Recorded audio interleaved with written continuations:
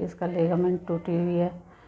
तो हमने तो बिल्कुल टूट गए थे, तो इसलिए मेरे पास कोई और नहीं।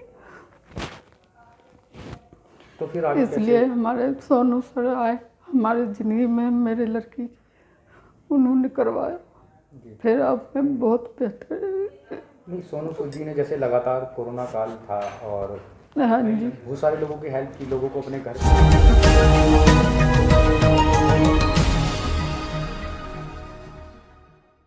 गाजियाबाद में लोहिया नगर की रहने वाली विजेंद्र कौर MMH कॉलेज में BSc अंतिम वर्ष की छात्रा है और कराटे की नेशनल खिलाड़ी है और एक स्कूल में बच्चों को कराटे सिखाती है। जनवरी में खेल की प्रैक्टिस के दौरान उनके घुटने में चोट आ गई थी।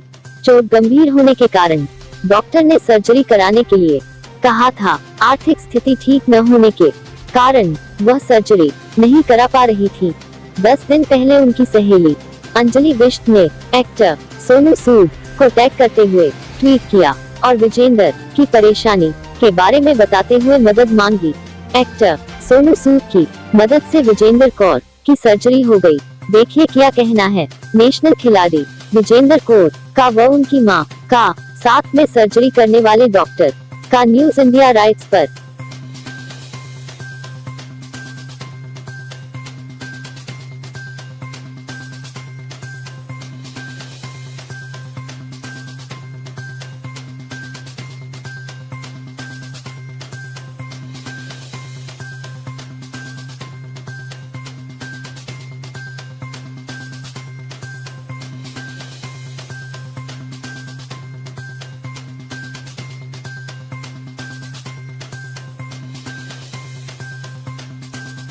नाम है आपका? मेरा नाम विजेंद्र कौर है। आपकी एक सर्जरी हुई है जो आपने सोनू जी को ट्वीट किया था, पूरा क्या मामला है? जी, मेरे जनवरी में घुटने में मैं ट्रेनिंग कर रही थी, उस टाइम पे झटका आ गया था। तो उस टाइम पे मैंने ट्रीटमेंट नहीं कराया, मुझे लगा कि नॉर्मल ही है। लेकिन जब मैंने जुलाई में इसकी MRI कराई तो उस टाइम पे मुझे पता चला कि मेरा हाई ग्रेड ACL टीयर है, लिगामेंट मेरा एक ब्रेक है। तो उस टाइम पे फिर जब मैंने और हॉस्पिटल्स में दिखाया तो मेरे को उसका मतलब जो ट्रीटमेंट का खर्चा था वो सारा उन्होंने काफ़ी महंगा कॉस्ट बताया, जो मैं नहीं कर सकती थी, मेरे घर वाले नहीं करवा सकते थे इतना महंगा। तो मैंने ट्वीट किया सोनू सर को, मेरी दोस्त ने अपनी ID से ट्वीट किया सोनू सर को। तो उन्होंने मतलब 2 दिन बाद ही उनका रीट्वीट आ गया और उन्होंने बोला मेरे को, गोविंद अग्रवाल सर का फ़ोन आया मेरे पास। उन्होंने मुझे बोला, सारा डिटेल लिया, सारी रिपोर्ट्स दी और उन्होंने मुझे बोला कि आपकी मतलब 1 वीक के अंदर अंदर आपकी सर्जरी हो जाएगी। और फिर मेरे को सर का नंबर दिया, डॉक्टर अखिलेश यादव सर है जिन्होंने मेरी सर्जरी की है। काफ़ी अच्छे से उन्होंने मेरी सर्जरी की, बिल्कुल बहुत अच्छे से ट्रीट किया। और मैं हीलिंग ट्री हॉस्पिटल में हूँ इस टाइम पे, वहीं मेरी सर्जरी हुई है। और इतना अच्छा स्टाफ है यहाँ पे और डॉक्टर सर इतने अच्छे हैं कि मैं हार्डली उनका थैंक यू करूँ, मेरे पास वर्ड्स नहीं है बोलने के लिए। कि जब मेरी सर्जरी हुई थी तो मेरे को बिल्कुल फील नहीं हुआ कि मतलब मेरी सर्जरी हो रही है, या मेरे को बिल्कुल भी डर नहीं लगा बिल्कुल भी। और अब भी मैं बहुत बेटर फील कर रही हूँ अपने आप को। सोनू जी के लिए क्या कहना चाहेंगे? सोनू सर के लिए बस मैं इतना ही कहना चाहूँगी कि वो मेरे लिए भगवान के रूप में आए हैं। माँ कहती हैं कि भगवान होते हैं, लेकिन मुझे पता चला कि भगवान होते हैं सोनू सर जैसे रूप में होते हैं भगवान। हार्टली थैंक यू सर को, मैं इतना ही कहना चाहूँगी। कैसा महसूस कर रहे हैं? मैं बहुत अच्छा महसूस कर रही हूँ, मेरे को बहुत बेटर फील हो रहा है इस टाइम। मेरा नाम सुरेंद्र कौर है जी। माता जी, आपसे जानना चाहेंगे, जो आपकी बच्ची हैं इनको पैर में प्रॉब्लम थी, तो किस तरीके से इलाज हुआ, क्या कहना चाहेंगे? मेरा तो बहुत उम्मीद छोड़ रखी थी। जब हमने हॉस्पिटल में चेकअप करवाने गए तो वहाँ पर MRI हुआ, तब हमें पता लगा कि इसका लिगामेंट टूटी हुई है। तो हमने तो बिल्कुल टूट गए थे, तो इसलिए मेरे पास कोई और नहीं। तो फिर आगे इसलिए हमारे सोनू सर आए हमारे ज़िंदगी में, मेरे लड़की उन्होंने करवाया। फिर अब मैं बहुत बेहतर। नहीं, सोनू सूद जी ने जैसे लगातार कोरोना काल था और हाँ जी, बहुत सारे लोगों की हेल्प की, लोगों को अपने घर भिजवाया। हमें नहीं पता था उनके बारे में कि सर मदद करेंगे। फिर उसके बाद में हमने लड़की को कहे कि आप उसको ट्वीट करके देखो, तो इन्होंने करी, उन्होंने हेल्प करी हमारे लड़की को। धन्यवाद करना चाहेंगे आप? हाँ जी, उनको यानी अपनी सही दिल से मैं अपनी बेटा मानती हूँ, इसलिए मेरे पास कोई कहने की वर्ड नहीं है। मैं डॉक्टर अखिलेश यादव हूं और मैं ऑर्थोपेडिक सर्जन हूं जो कि नी और हिप में स्पेशलिस्ट हूं मैं, और हीलिंग ट्री हॉस्पिटल में मैं कार्यरत हूं इस समय। और जो बच्ची मेरे पास आई थी विजेंदर कौर, ये गाज़ियाबाद की रहने वाली है, 18 साल की है और नेशनल लेवल की कराटे चैम्पियन है। इसको इंजरी हुई थी जनवरी में, जब वो ट्रेनिंग कर रही थी तो उसको लगा कि ये शायद छोटी मोटी चोट है तो अपना खुद ही करती रही, लेकिन जब प्रॉब्लम बढ़ गई, लचक आने लगी, पेन बढ़ गया, तो उसने डॉक्टरों को दिखाना शुरू किया। डॉक्टर लोगों ने देखा, बोला भाई तुम्हें तो ACL टेयर है, तुम्हारी सर्जरी होगी, लेकिन उसकी आर्थिक स्थिति ऐसी थी नहीं कि वो कहीं प्राइवेट में इलाज करवा पाया। फिर वो गई सरकारी में और वहाँ पे भी उसको नेशनल सर्टिफिकेट होते हुए भी कोई राहत नहीं मिली। तो फिर वो सोनू सूद को उन्होंने ट्विटर पे कांटेक्ट किया। सोनू भाई ने मुझे फ़ोन किया कि भाई ऐसे एक बच्ची है, गरीब है और उसकी सर्जरी करनी है और ये फ्री ऑफ कॉस्ट करनी है। तो मैंने कहा ठीक है, दैट्स फाइन, क्योंकि वो इतना नेक काम कर रहे हैं तो हम लोग भी उसमें योगदान देंगे तो हमारा भी सौभाग्य है। और इस तरीके से करीब सैटरडे को वो मुझे मिली और हमने फिर मंगलवार को यानी कल इसकी सर्जरी करी और बहुत बढ़िया सर्जरी हो गई है। बहुत ही आज हम उसको खड़ा कर देंगे और बहुत ही जल्दी वो वापस अपने स्पोर्ट्स में आ जाएगी। सर, सोनू सूद जी ने अभी जैसे तरीके से देश में कोरोना काल चला, उसमें अनेकों लोगों को अपने अपने घर भेजा जी, तो इस तरीके को आप कैसा देखते हैं बतौर एक नागरिक? देखिए, एक नागरिक के तौर पे सोनू सूद का बहुत ही सराहनीय कार्य है। ऐसे समय में जब सब लोग अपने घरों में दुबके हुए थे कि कोरोना में कहीं उनको कोरोना ना लग जाए, वो सामने आके, भीड़ में आके, लोगों के बीच में आके लोगों की मदद करी और जो मजदूर लोग हैं, गरीब लोग हों, उनको उन्होंने उनके घर तक पहुंचाया और अभी तक मतलब इतने महीने हो गए और ये उनका जो सहयोग का क्रम है वो जारी है। यही सब देखते हुए तो फिर हम लोगों ने भी निर्णय किया कि भाई कम से कम हम इतनी तो मदद कर ही सकते हैं कि अगर वो किसी पेशेंट की सर्जरी मुफ्त करने के लिए कहते हैं तो हम लोग कर दें। गाजियाबाद के मुरादनगर की गंगनहर पर प्रमोद कृष्णम को पुलिस ने रोक दिया। प्रमोद कृष्णम मुरादनगर और शामली के एक गांव में ब्राह्मणों से मिलने जाने की बात कह रहे हैं। पुलिस के रोक जाने के बाद प्रमोद कृष्णम काफी नाराज दिखे और योगी सरकार की तुलना कंच और औरंगजेब से कर रहे हैं। प्रमोद कृष्णम ने आंदोलन की चेतावनी दी है। उन्होंने सरकार को आड़े हाथों लिया। मुरादनगर में जिला प्रशासन की टीम द्वारा उनको रोक लिया गया। इसके बाद उन्होंने प्रेस कॉन्फ्रेंस कर भाजपा सरकार पर जमकर भड़ास निकालते हुए तानाशाही वाली, हिटलरशाही सहित कई आरोप लगाते हुए कहा कि यह सरकार हिटलरशाही के तौर पर चल रही है। देश की आज़ादी के बाद से लेके आज तक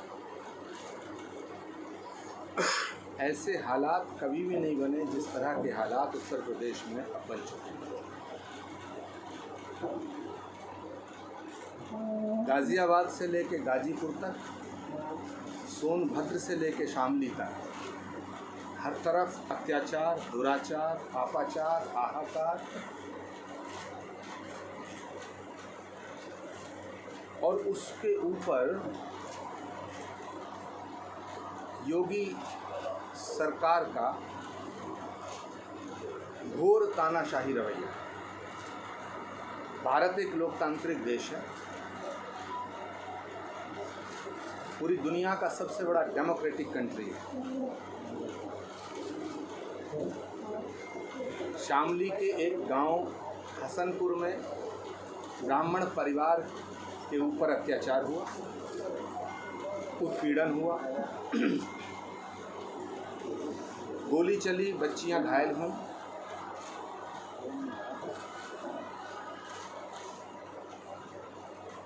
उस परिवार से मिलने के लिए मैं सतीश शर्मा जी और तमाम अपने वरिष्ठ साथियों के साथ जाना चाहता था। हैरानी की बात यह है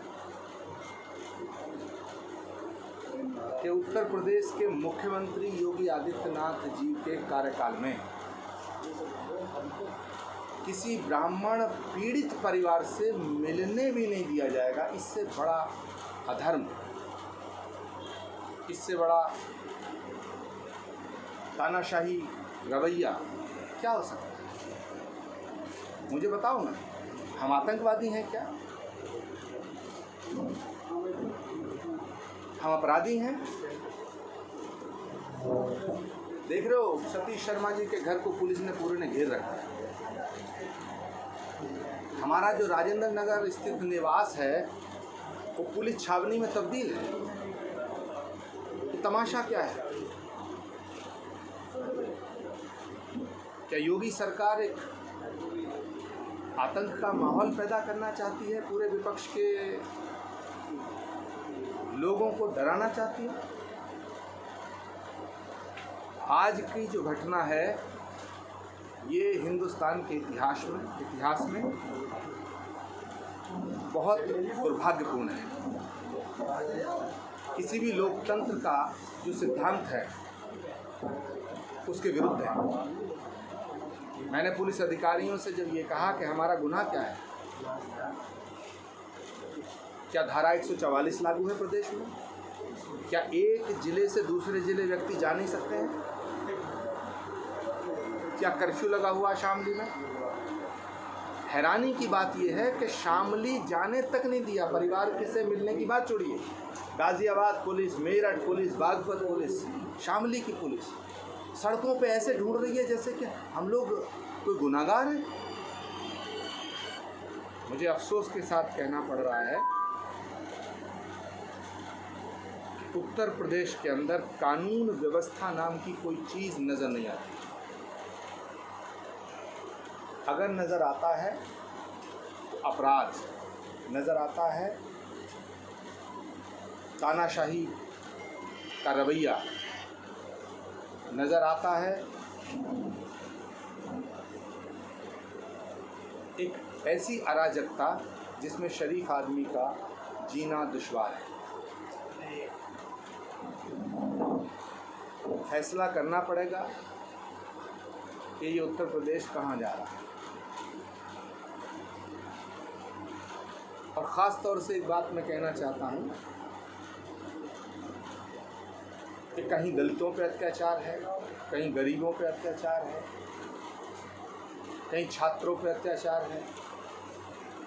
जहाँ एक तरफ भारतीय जनता पार्टी की सरकार नीट की परीक्षाएं देने के लिए कोरोना काल में हमारे बच्चों को मौत के मुंह में झोंक रही है, वहाँ हमें एक परिवार से मिलने नहीं दिया जा रहा। ये कैसा विरोधाभास है? पुलिस के अधिकारियों का कहना है कि मुख्यमंत्री कार्यालय के स्पष्ट आदेश हैं कि किसी भी पीड़ित के घर पर आचार्य प्रमोद कृष्णम को नहीं जाने दिया जाएगा। ये तो तानाशाही है, ये तो गुंडागर्दी है। इतना अत्याचार तो कंस के राज में भी नहीं था, इतना जुल्म तो औरंगजेब की हुकूमत ने भी नहीं किया। हमारी आवाज़ को दबाने की जो कोशिश हो रही है, मैं आपके माध्यम से उत्तर प्रदेश की सरकार को आगाह करना चाहता हूँ। एक हफ्ते के भीतर उस परिवार से हमको मिलवाने की व्यवस्था की जाए, जैसा आज पुलिस अधिकारियों ने वादा किया। हम कोई कानून अपने हाथ में नहीं लेना चाहते, लेकिन यदि ये व्यवस्था नहीं की जाती है जिसका कि वादा पुलिस अधिकारियों ने किया है,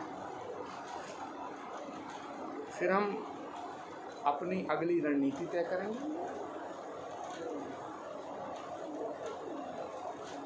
और मुख्यमंत्री आवास को ही घेरने का फैसला हम करेंगे। लड़ाई बार बार की होगी।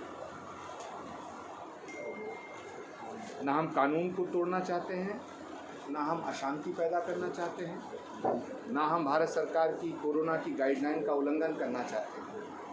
लेकिन अगर उत्तर प्रदेश की सरकार ने अपने इस जुल्म करने वाले रवैये में परिवर्तन नहीं किया, तो देश के हजारों संत महात्मा मिलकर के और कांग्रेस के तमाम साथी मिलकर के हम योगी आदित्यनाथ के घर को भी घेरने का काम करते हैं। आचार्य जी, जैसा आपने भी कहा कि आप शामली जा रहे थे एक ब्राह्मण जो पीड़ित परिवार है उससे मिलने के लिए, तो क्या ऐसा माना जाए योगी सरकार ब्राह्मण विरोधी सरकार बन चुकी है? शास्त्रों में एक सूत्र आता है, प्रत्यक्षम किम प्रमाणम। प्रत्यक्ष को प्रमाण की आवश्यकता नहीं है। निर्दोष बच्चों को घरों से उठा उठा करके गोली मारना, प्रतापगढ़ के अंदर बाप बेटे को कुल्हाड़ी से काट देना, शामली का जो हाल है जिसे हम देखने जा रहे थे, वहाँ कुछ लोगों ने बताया कि कुछ गरीब ब्राह्मण वहाँ से पलायन करने की सोच रहे हैं। ये तो डूब मरने वाली बात है। योगी आदित्यनाथ जी खुद एक संत हैं, उन्हें ऐसा व्यवहार शोभा नहीं देता। अगर रोकना है, हमें रोकने से क्या होगा? रोकना है तो अत्याचार रोकें, रोकना है तो जुल्म को रोकें। इस प्रदेश के अंदर दो तरह के अपराध हो रहे हैं। एक वो अपराध हैं जो अपराधी निरंकुश हैं। क्या इसी दिन के लिए उत्तर प्रदेश की जनता ने योगी आदित्यनाथ जी की सरकार बनाई थी कि प्रदेश के अंदर अपराधी बेखौफ हो जाएगा, बेलगाम हो जाएगा? और मुझे ये कहने में बहुत कष्ट हो रहा है कि सरकार के द्वारा संरक्षण प्राप्त है जिन माफियाओं को, वो खुले घूम रहे हैं, और जो विपक्ष की आवाज़ के साथ खड़े हैं उन्हें झूठे मुकदमों में फंसाया जा रहा है, उनके फेक एनकाउंटर किए जा रहे हैं। ये तो गुनाह है, ये तो पाप है। सर क्या लगता है क्यों जाने जो सीएम दफ्तर आदेश दे रहा है कि इनको ना जाने दिया जाए शामिल, तो क्या कुछ वजह से? इसका जवाब तो यूपी की सरकार को देना चाहिए। सर आपकी क्या रिएक्शन है? मेरा मोटिव क्लियर है। ब्राह्मण परिवार पर अत्याचार हुआ, उत्पीड़न हुआ, आदरणीय प्रियंका गांधी जी की तरफ से ये संदेश देने के लिए कि कांग्रेस पार्टी जिस भी परिवार के साथ जुल्म होता है उसके साथ खड़ी है। मुझसे पहले प्रियंका गांधी जी को रोका गया था जब वो सोनभद्र जा रही थी। उत्तर प्रदेश कांग्रेस के अध्यक्ष आदरणीय अजय कुमार लल्लू जी को रोका गया अभी 2-3 दिन पहले, और आज हमें रोक दिया। भाई, हम किसी परिवार से मिलने जा रहे हैं, इसमें कौन सी प्रॉब्लम है? और हम किसी लश्कर के साथ नहीं जा रहे थे, हम किसी काफिले के साथ नहीं जा रहे थे। मैं अपनी गाड़ी में अकेला था, मेरी गाड़ी में सतीश शर्मा थे। हम दोनों से क्या खतरा है? सर बीजेपी लगातार ये आरोप लगा रही है कि कांग्रेस और अन्य जो दल हैं वो ब्राह्मणों को लेकर राजनीति कर रहे हैं, और लगातार जो घटनाएं सामने आई हैं उसमें ये सब वो प्रत्यक्ष के ऊपर कह भी रहे हैं। तो इसको लेकर आपका क्या बयान? हम राजनीति कर रहे हैं और योगी जी सत्संग कर रहे हैं। अगर ये राजनीति है, किसी के परिवार में कोई मारा गया, किसी के परिवार में हत्या हो गई, किसी का परिवार लूट गया, किसी का परिवार प्रताड़ित किया जा रहा है, उससे मिलना राजनीति है। तो इस पर मैं क्या कह सकता हूँ? मैं क्या कह सकता हूँ इस पर? ये वही सब परिवार हैं, ये वही समाज है जिसने सबसे पहले योगी योगी मोदी मोदी का नारा लगाया। शर्म नहीं आती उत्तर प्रदेश के मुख्यमंत्री को इस तरह की वाहियात बात करते हुए? वो मुख्यमंत्री हैं, चीफ मिनिस्टर हैं। चीफ मिनिस्टर किसी एक वर्ग का थोड़ी होता है, पूरे प्रदेश के मुख्यमंत्री हैं। उन्हें अपनी कानून व्यवस्था को ठीक करना चाहिए। उन्हें रोकना है तो उन अपराधियों को रोकें जो जुल्म कर रहे हैं। हमें रोकने से क्या होगा? सर क्या आपको लगता है कि ब्राह्मणों पे अत्याचार यूपी में बढ़े हैं हालिया दिनों में? वो तो आपको भी पता है। कौन सा वर्ग है जिस पर अत्याचार नहीं हो रहा? ब्राह्मणों पर कुछ ज़्यादा हो रहा है। आचार्य जी, अभी आपने कहा एक वर्ग को लेकर मुख्यमंत्री जी काम कर रहे हैं, अभी आपका बयान था, तो वो वर्ग जानना चाहेंगे किस वर्ग को लेकर ज़्यादा काम वो कर रहे हैं और किस वर्ग को लेकर वो प्रताड़ना कर रहे हैं? देखिए, हम किसी भी जाति की राजनीति के करने के खिलाफ हैं। हम सब जातियों का सम्मान करते हैं, लेकिन जिस वर्ग को प्रताड़ित किया जा रहा है उस वर्ग के साथ खड़ा होना तो हमारा नैतिक दायित्व है। आज अगर ब्राह्मण परिवार पर अत्याचार हुआ, उत्पीड़न हुआ, उसे प्रताड़ित किया जा रहा है, तो उससे मिलने तो जाने देना चाहिए। वहाँ जाकर के हमसे दिक्कत क्या है? हमको रैली नहीं करने जा रहे थे, हमने तो कोई जुलूस निकालने की बात भी नहीं की। हमको जनसभा भी नहीं करने जा रहे थे, हमारे साथ गाड़ियों का काफिला भी नहीं था। अगर हम उस तरह जाते तो हम तो सैकड़ों हज़ारों गाड़ी हमारे साथ जा सकती है।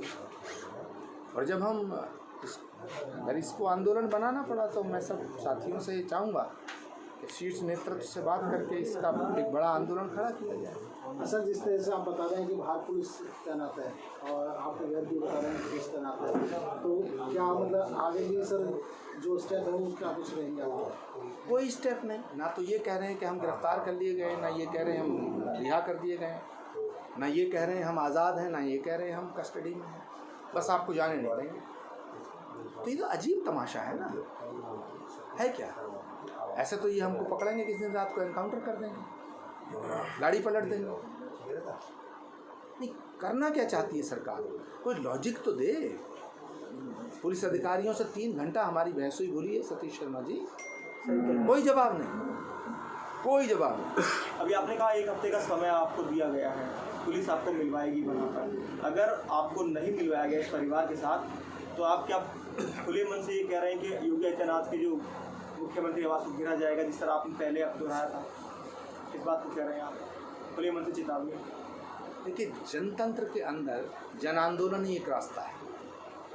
जब सरकार तानाशाह हो जाए, तानाशाही रवैया अपना ले, तो उसको बदलने का और उसके विरोध करने का एक रास्ता जन आंदोलन है। वो रास्ता हम अपनाएंगे। जनतांत्रिक मूल्यों का निर्वहन करते हुए हम उत्तर प्रदेश सरकार के खिलाफ बहुत विशाल जन आंदोलन का आह्वान करेंगे और लड़ाई बार पार की होगी। इस तरह सरकार के जुल्म को सह करके हम चुप नहीं बैठ सकते। आप सभी से अनुरोध है, न्यूज इंडिया राइट्स को सब्सक्राइब करें, वीडियोस को लाइक करें, शेयर करें और कमेंट के जरिए अपनी राय दें। साथ ही बेल आइकन दबाना ना भूलें ताकि आप तक हमारे नए वीडियोस की जानकारी पहुंचती रहे।